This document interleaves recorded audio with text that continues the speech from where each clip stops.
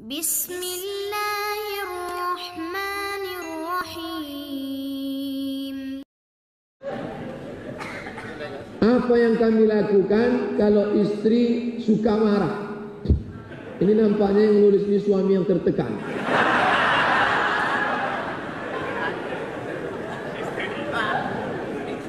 Apa yang kami lakukan kalau istri suka marah? Bapak kenapa macam kehilangan akal? Dulu pandai bapak merayu ya. Sekarang ini kenapa macam bodoh? Coba balikkan memori masa lalu. Balik. Cumana dulu bisa menikah dia? Oh adinda, kau lah bulan, kau lah bintang, setengah napasku pergi. Coba balik. Jadi kita ini perlu mengulang masa lalu karena sudah terlalu lama bersama, mungkin hilang error ya. Nah, tuh pergilah jalan-jalan, pergi ke jembatan Barela. Nah, tegak bersama, tengok-tengok ke bawah. Nyantulah kan? Ustaz, saat ini banyak masjid yang menutup pintu hingga tak boleh i'tikaf. Gimana menasihati pengurus masjid, Pak Ustaz? Masjid ini bukan punya kita. Wa annal masajida lillah. Masjid ini punya Allah. Ini masjid bukan punya kita. Pengurus itu diberikan amanah untuk menjaga, melestarikan masjid. Oleh sebab itu masjid jangan sampai dikunci, tutup pintu sampai orang tak bisa sholat. Tapi kalau dibuka Pak Ustaz, nanti khawatir datang maling mencuri. Itulah makanya dipasang jeruji-jeruji besi. Nanti datang maling mencuri, mencongkel, merusak. Nanti kalau dibuka datang orang tidur-tiduran, dipasang security, dipasang CCTV, dituliskan dinding, silakan sholat di masjid, jangan tidur di masjid. Nanti kalau kalian tidur di masjid, masjid ini bau hantu, bau air liur basi. Jadi kita ini cari jalan tengah, win-win solution, jalan tengah. Menutup rapat sampai orang tak bisa i'tikaf tak boleh, membebaskan sampai masjid kotor juga tidak. Maka jalan tengah, dicari cara teknis yang tepat. Bagaimana masjid tetap bisa dijadikan orang sebagai tempat i'tikaf. Saya bangga kalau kita pergi. Saya dari Pekanbaru ceramah ke Bagan Siapi-api 7 jam, ceramah ke Indragiri Hilir Tembilahan 7 jam, mampir kiri kanan masuk, masjid tetap dibuka, dikunci rapat-rapat, tapi dia tetap bersih. Banyak masjid model begitu. Ada masjid-masjid yang selalu saya tempat berhenti, masjidnya bagus. Nah begitu semestinya masjid, pengen dikunci. Berapa kali juga kami mau mampir, kunci. Sholat subuh kami azan sampai situ kunci, tak boleh dibuka waktu sholat. Kenapa tak ditulis saja Masjid Al-Ikhlas, buka hanya Jumat saja.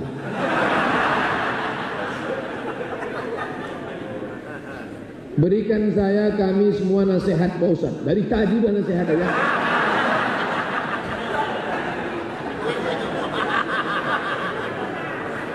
Mohon dijelaskan bagaimana hukum dan solusi bila kita memberikan uang kepada orang tua untuk kebutuhan sehari-hari, tapi dipakainya untuk berjudi. Dulu selalu dikhawatirkan kenakalan anak muda, kenakalan remaja. Ternyata yang dari banyaknya pertanyaan saya tangkap dari mulai tadi malam, kenakalan orang tua. Tadi malam ada kertas yang masuk, bagaimana emak ayah kami tak sholat. Ini sekarang berjudi pula. Ini yang tak sholat tadi malam dengan yang berjudi ini jangan-jangan sama pula orang. Udah tak sholat berjudi pula. Hai orang tua-tua, hai orang tua, anak kalian sudah ngaji, anak kalian sudah tobat, anak kalian sudah jadi remaja masjid, tak malukah kalian? Gara-gara kalian dia lahir ke atas dunia ini, mestinya kalian yang menjadikan contoh yang baik-baik, mestinya kalian yang membimbing dia, mengajak dia ke masjid. Kalian pula yang berjudi, kalian pula yang tak sholat. Kalian ini orang tua bangka sudah mau jadi makan cacing tanah. Kenapa tak juga ingat taubat? Nah, nanti putarkan pengajian subuh ini ke telinga dia. Tapi jangan lupa doakan orang tua ini supaya dikirimkan Allah angin hidayah ke dalam hati dia. Mohon doa UAS guru kami untuk guru kami. Mohon doa guru kami. Mohon doa untuk guru kami yang hari ini berulang tahun. Ada guru yang lock. Nanti di akhir majelis kita doa. Mana yang lebih wajib dilakukan? Kurban atau akikah? Kurban tak wajib, akikah tak wajib. Siapa yang bilang kurban wajib? Akikah hukumnya paling tinggi sunnat muakkad. Kurban hukum kurban sunnat muakkad. Mazhab Maliki, mazhab Syafi'i, mazhab Hambali. Mazhab Syafi'i, mazhab Maliki, mazhab Hambali. Kurban sunat muakkad. Yang mengatakan kurban wajib cuma satu, mazhab Hanafi. India, Pakistan, Bangladesh, Hanafi, wajib kurban. Kita Syafi'i. Untung lah mazhab Syafi'i.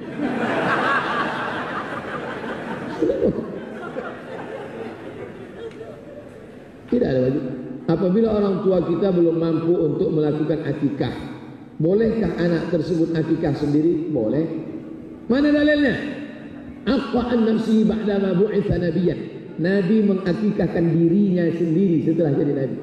Kata Syekh Albani, hadis itu sahih. Mazhab Syafi'i buka pendapat Imam An-Nawawi, meninggal tahun 676. Imam Nawawi berkata, boleh mengakikahkan diri setelah dewasa kalau punya duit. Apa? Tak ada duit dulu waktu kecil, orang tua belum mengakikahkan, ibu belum akikah. Sekarang ada duit, balik dari sini beli kambing. Nanti siang saya datang, soal.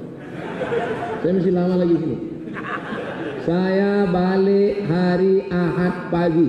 Siapa yang mau akikah, akikahlah.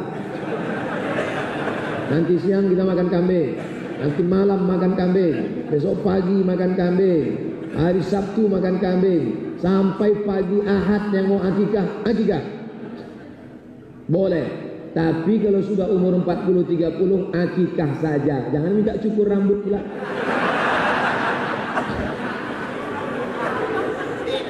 Jangan minta ganti nama pula. Yang parahnya minta air pakai marhaban. Marhaba ayano.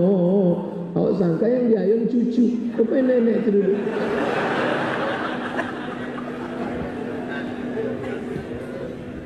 Sebelum almarhum adik saya meninggal dunia, beberapa hari sebelum kejadian itu dia bercerita, katanya ada sesosok mata tajam menengok dia, berpakaian jubah, sehingga dia ketakutan, lari pontang-panting. Sementara yang lain tak ada menengok dia.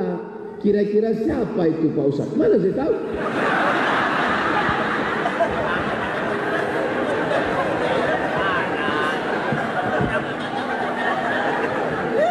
Datang, Nabi sedang duduk.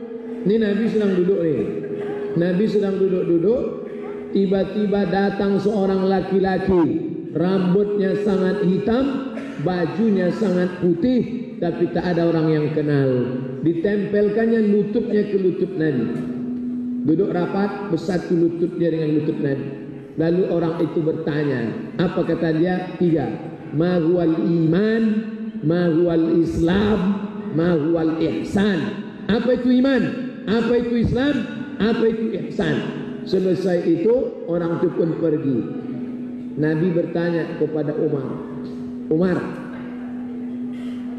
dengar baik-baik, dengar baik-baik. Umar, kau tahu tak tadi itu siapa? Umar tahu tak tadi yang datang itu siapa? Kata Umar, aku tak tahu. Kata itu tadi yang datang itu Jibril alaihissalam. Apa yang mau saya sampaikan dari hadis ini? Bahwa Umar bin Khattab pun tak tahu bahwa itu malaikat. Bisa pula sekarang orang tahu aku tadi jumpa malaikat. Kalau ada orang sekarang ngaku jumpa malaikat, antuk kan ke malaikat jangan. Umar aja tak tahu itu malaikat. Nabi Musa, nabi-nabi kalau tidak dikasih tahu Allah tak tahu. Ente kok tahu itu malaikat?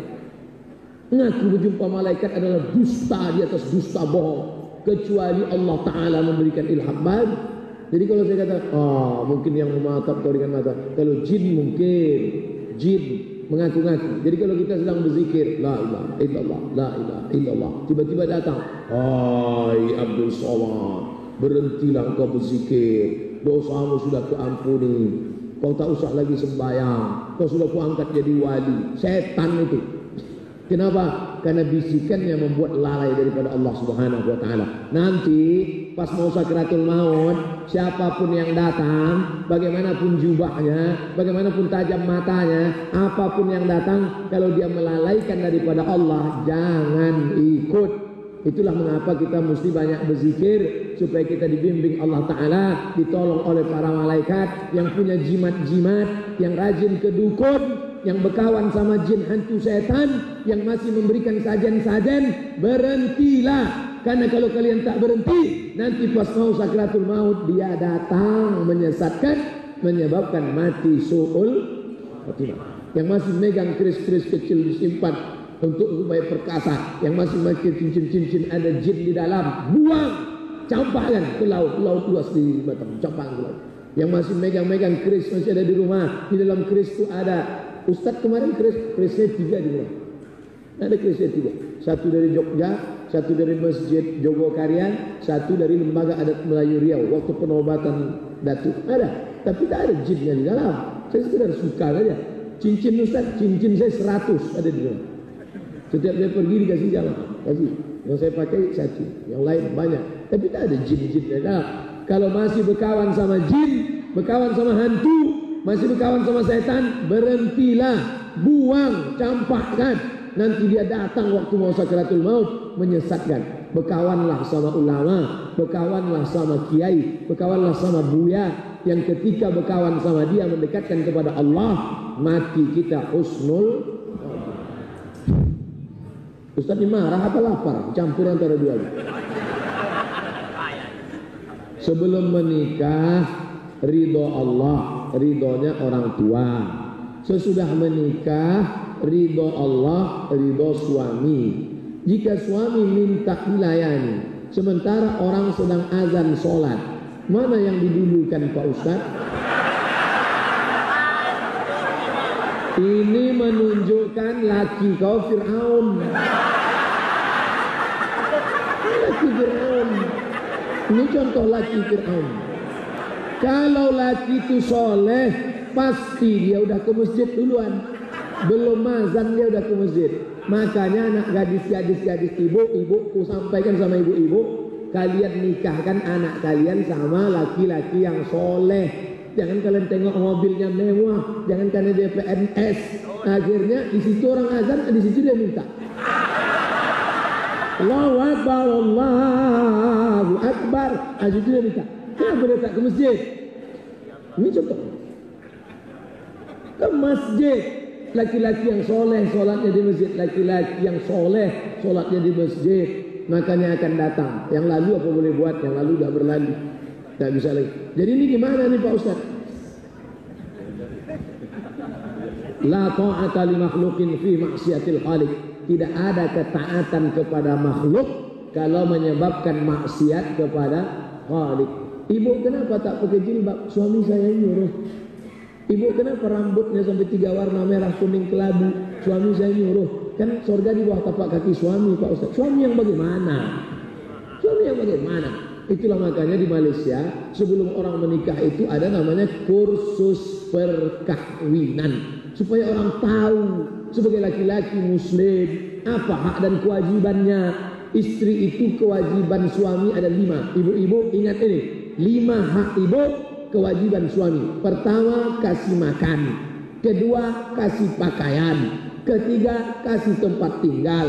Keempat, kasih pendidikan. Kelima, kasih perhatian. Mestinya istri itu dididik, diajak sholat, bukan dilalaikan dari sholat di awal waktu. Nah, ini penting, sangat penting. Jadi taat kepada suami itu kalau taatnya itu sesuai dengan Quran dan Sunnah. Apa pendapat Ustadz dengan uang fee jasa? Saya berikan satu nama orang ingin kredit motor ke marketing, terus saya menuntut sejumlah uang kepadanya. Saya berikan satu nama orang, ini beli motor ke kamu, nanti kasih saya fee. Itu kan aturan perusahaan, itu memang diatur. Siapa yang membawa pelanggan customer ke sini akan diberi sekian persen. Maka ketika dia menuntut, dia bukan menuntut fee, dia menuntut haknya. Man mata duna malihi fahuwa syahid. Siapa yang mati menuntut haknya, maka dia mati syahid. Itu sudah diatur. Siapa yang membawa pelanggan, maka dia akan mendapatkan sekian persen. Maka itu hak dia. Menuntut hak hukumnya boleh. Kemarin saya ada dengan ceramah di masjid. Katanya, di saat kita mau cebok, ada doanya yang harus dibaca. Sementara dalam kamar mandi kita tak boleh baca dalam kapan berniat wudhu? Berniat wudhu waktu mengucap bismillah. Pas mengucap bismillah, di situ niat wudhu. Di dalam kamar mandi ada WC, mana boleh sebut bismillah? Bismillah haram, kan ada WC. Jadi dalam hati, hidupkan keran. Apa bunyinya? Mana berbunyi dalam hati? Pasang dia. Nawaitu raf'al hadasil asghari li istibahati sholati fardu alayya lillahi ta'ala. Kalau mandi besar, nawaitu raf'al hadasil akbari an jami'il badani fardu alayya lillahi ta'ala. Tak boleh itu dilafaznya lillahi ta'ala. Mana boleh ada WC dalam. Menyambut salam aja tak boleh. Nabi 3 kali diucapkan salam, dia tak sambut. Assalamualaikum. Diam. Assalamualaikum. Diam. Assalamualaikum. Diam. Setelah keluar baru dia sambut. Waalaikumsalam. Yang pakai cincin. Ini sekarang saya tengok banyak anak muda pakai cincin Muhammad Rasulullah. Banyak dijual Muhammad Rasulullah. Itu kalau dipakai tak boleh masuk WC. Dipakai masuk ke WC. Nabi cincinnya Muhammad Rasulullah. Kalau mau masuk WC dilepasnya, letaknya masuk dia ke dalam. Keluar dia. Ada lagi, kita jangan. Di tangan aja kadang hilang. Lagi sampai tinggalkan di pintu. Sekarang kita berdoa untuk saudara di Lombok, untuk kita di sini semua, untuk ustadz kita yang ulang tahun. Siapa yang mau mengasih hadiah silakan. Nama ustadznya Ustadz Haruna Hasim. Ala hazirin niyah al-Fatihah. A'udzubillahi minasyaitonir rajim. Bismillahirrahmanirrahim. Alhamdulillahi rabbil alamin. Arrahmanir rahim. Maliki yaumiddin. Iyyaka na'budu wa iyyaka nasta'in. Ihdinas siratal mustaqim. Siratal ladzina an'amta 'alaihim ghairil maghdubi 'alaihim waladdallin. Amin. Allahumma ansur ikhwanana ad-du'afa al-fuqara al-masakin al-musabina fil Lombok.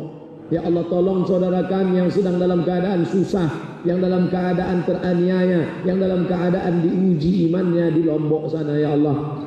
Allahumma qawi imanahum, kuatkan iman mereka, wa sahih ajsadahum, sehatkan badan mereka, waj'alhum minas sabirin, jadikan mereka orang-orang yang sabar. Allahumma rabbana la tada' lana dzamban illa ghafartah. Keluar kami dari majlis ini dalam keadaan bersih dari dosa-dosa kami ya Allah. Wala dainan illa qadaitah. Tolong kami melunasi hutang piutang kami ya Allah.